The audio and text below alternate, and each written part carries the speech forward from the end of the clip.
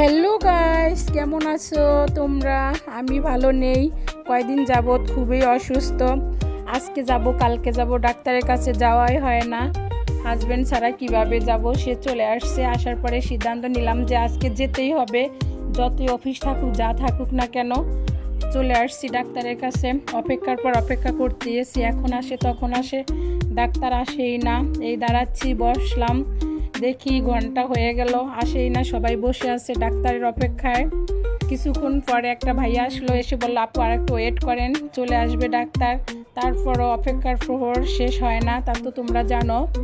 তারপরে দেখলাম বাহিরে একটু তাকালাম, দেখি ওয়েদারটা খুবই সুন্দর, খুব ঠান্ডা ছিল আজকে, তাই একটু বিরক্তকরও কম লাগছে। পাশে হাজব্যান্ড বসে আছে, যার কারণে সময়টাও চলে গেছে। ভাবলাম কি আর করব, চলে আসলাম বাসার উদ্দেশ্যে।